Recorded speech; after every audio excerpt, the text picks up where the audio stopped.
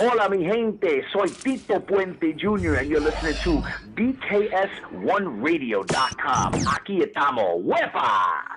Now, look, first of all, let us just say it's just an honor to be speaking with you right now. And I appreciate it. Yeah, honor. You're doing some amazing things. You know, I sat all day and was watching your clips, man, just of you play. Wow. Right on. Little mambo for you. Yes, yes. But you know what? And please don't be upset when I say this, but it looked just like I was watching your father. Yeah, I get that a lot. You know, I don't have the white hair yet, but it's coming soon. oh, trust me. In this world we live in, you're going to get that soon enough, bro. Yeah, it's coming soon. Absolutely.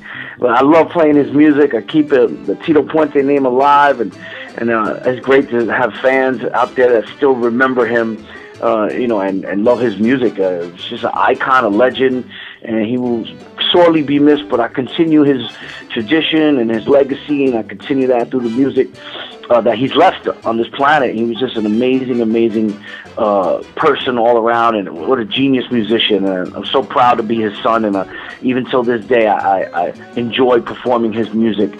He really left a staple of Latin music worldwide, man. He's just an ambassador of music, and I hope I hold that torch, you know, proudly, and I continued on, you know, and keeping that dream that he had to make sure he brought Latin music to all four corners of this planet. Absolutely. Now, one thing I loved about your father, you know how some people, they're given a gift and they got a job to do. I got to play at this club, and they don't look like they're happy doing what they're doing. They're just doing it just to be doing it. Your father always looked like he enjoyed himself. He always had a smile on his face. Like he just wanted to make the crowd happy. Are you the same way? But you look the same way when you play too. Absolutely. He was just a humble cat, man. He really enjoyed his fans, and he enjoyed performing the music. He felt it in his blood, and he, even growing up, I saw that within him, and I traveled a lot with my dad, and I saw how he was just humble with all his fans, very approachable man, and he loved his job. He really enjoyed going to work and entertaining people. That it was just it was so great just being around him, and the magic that he spread and the love that he spread. You know, you could walk into a room and you feel that vibe of that energy that he gave off. Right. He was vertically challenged. My dad was only about 5 feet tall, but he had such a spirit that it made him seem so much taller, if you will. He just brought a great, you know, kindred spirit and energy to fans and to people, and even to my family. You know, our whole family was just, you know, he was the epicenter of our family, and even on the holidays, and he just brought that spirit, and he loved entertaining, and he also liked being with the family too. So he was just a great guy. He was just, you know, just a shame that he's no longer with us, but his spirit is there, and you see it, you know, when I perform, and you feel it too, and I try to give that vibe that he left. Absolutely. Tito, this is Tsunami Sadie. I actually start salsa dancing lessons tomorrow night at 9 o'clock. You have any suggestions for me? I could. It's so amazing. I don't know how to dance mambo at all. Can you believe that?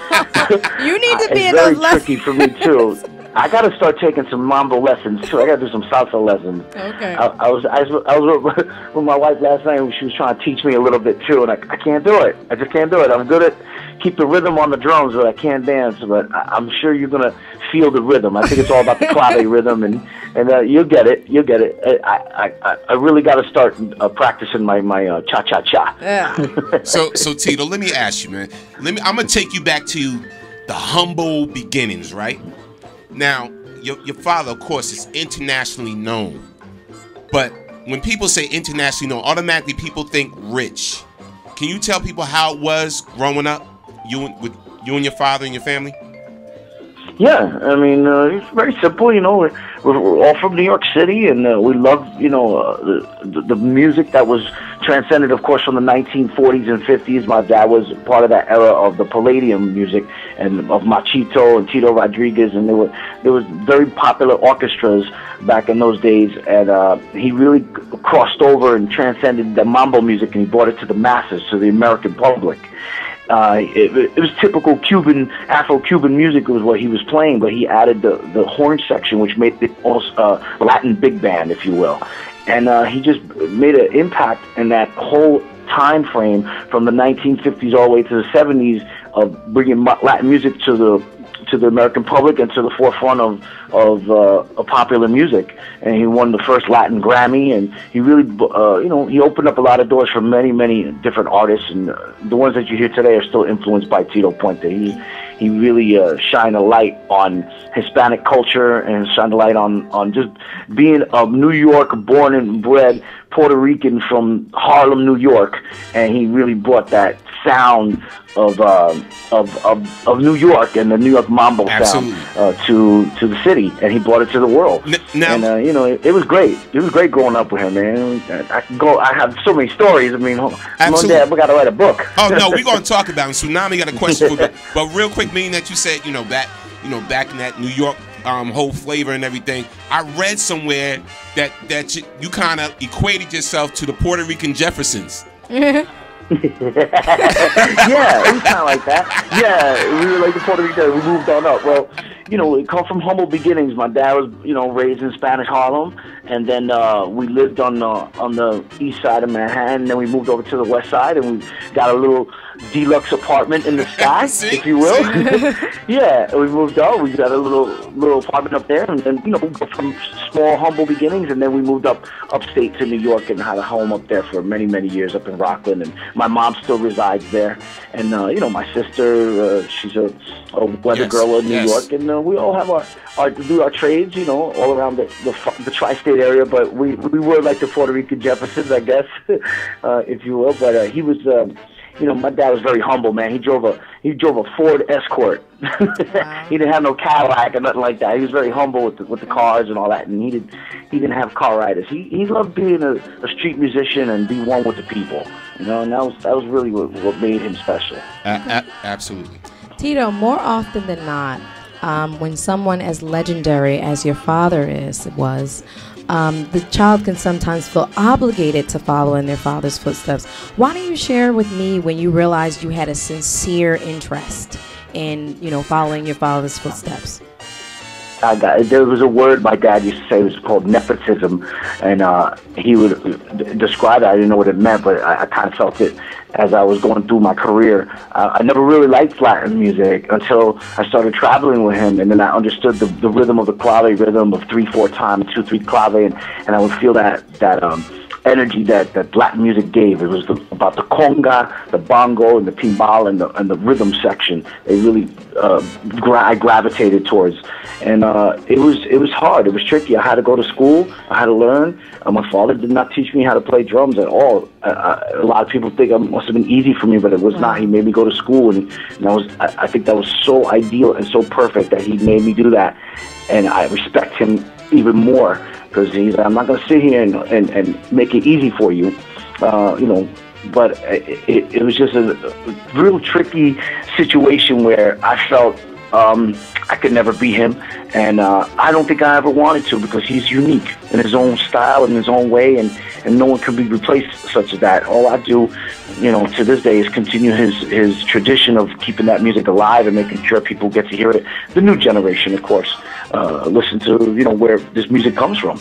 Yes, and you do a very good job, Tito. Absolutely, and I'm gonna show our listeners, audience, the clip too of you just doing your thing, man. I think you do an incredible job. I know you're going to be in Jersey tomorrow, right? Ooh. I'm going in. Actually, it's going to be on February 14th, on Valentine's Day. I'll be there, of course. Bring your lover, bring your significant other. And we're going to be in Garderwood, New Jersey, at a place called Crossroads. That's right next to me. It's on February 14th, and it should be nice. I'll be out there with my man Bernard Purdy, great drummer, and of course my man Mallet Man. Taylor, we're going to do a tribute to Lionel Hampton, and of course Tito Puente that evening. come on out, the Crossroads in Garwood, New Jersey. You just go to the website. I think it's xxroads.com, and you can get tickets there. And it's going to be a fantastic show. I'm looking forward to seeing all the fans, and I'm humble just like my dad. So if you do come over, I'll take a selfie and all that and take pictures with everybody. I love hearing stories.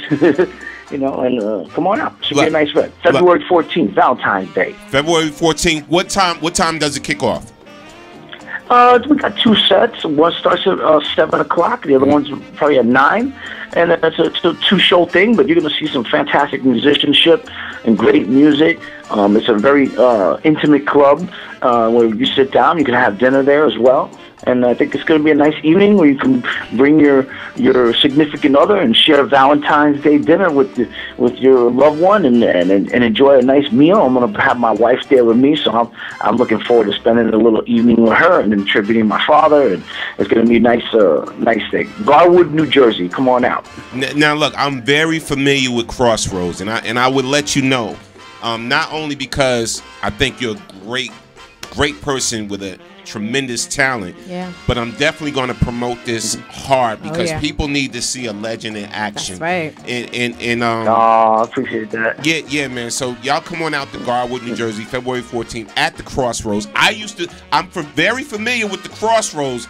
That's a little spot in the cut where you're kind of creeping with somebody. You could bring them. You could bring them there and see a great show. Listen, there won't be no creeping on the 14th. That's for the 13th. No creeping on the 14th. Oh my God! Somebody's gonna get caught out there. I love it. yeah. You can't creep over there. It's very open, right? but just to let y'all know, BKS1. Hey, look, Tito. BKS1 Radio is gonna be in the building, man. We want to come and support you, man. Love it. I look forward to seeing you guys. I'm excited that I could bring my father's music to Jersey and into the tri-state area. It's going to be a fantastic show. You got these other musicians, Jason Taylor, just an amazing vibraphone player. You're really going to see something special. You could check him out on YouTube before you come to the show. But seeing him live is just amazing. And, of course, the great Bernard Purdy, a world record holder for the most recorded drummer in the world. Yes. And he works with the likes of Aretha Franklin. He's a fantastic percussion player. And we're going to tribute Lionel Hampton and Tito Puente and Garwood. So definitely come on out. It's going to be fun. And thank you guys for promoting the show, too. I appreciate it. We definitely going to promote it. We're going to take some pictures of you that night. We going to get a hot drop from you that night. Yeah. We just going to have a great time that night, man, because, look, your music is so energetic, man, and it exudes love and that whole great feeling, and we need to see that. And Bernard Purdy was actually on one of my first shows. So we actually interviewed Bernard Purdy. Yeah, he's fantastic, and I've been such a fan of Bernard for so many years. And of course, he worked with my father way back in the day too. And it was being on stage with a legend like that is just, I'm looking forward to this probably more than you guys.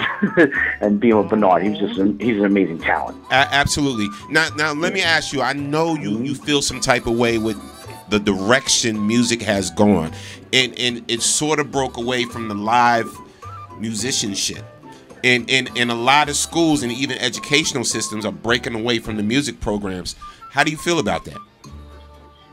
My father was an advocate of school programs, and he had a scholarship fund. It was the Tito Puente Scholarship Fund. It gave kids opportunity to go to college and to get that scholarship for the music program. And it's sad that I don't see more live musicians.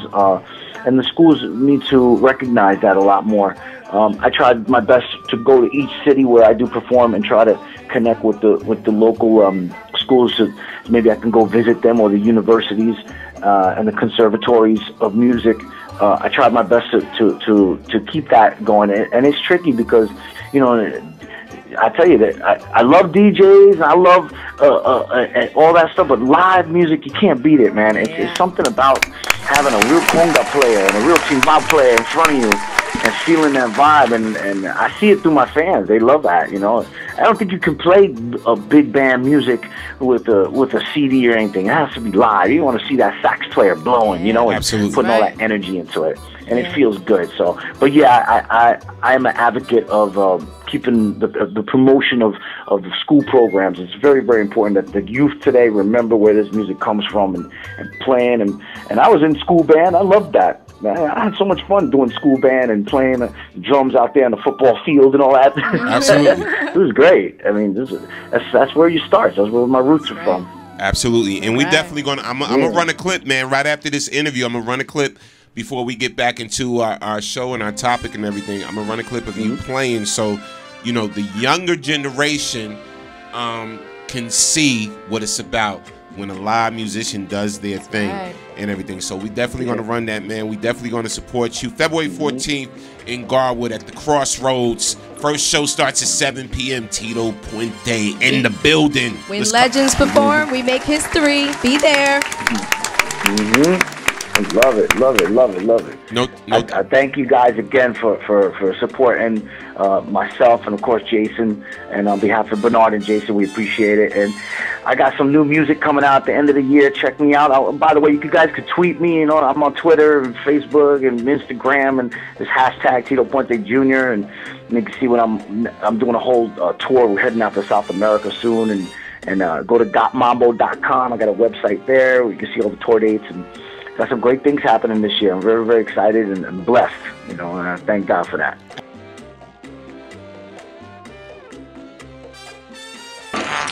Yo, it's Tito Puente Jr. You listen to BKS1radio.com. Love you guys. See you soon. Bye-bye.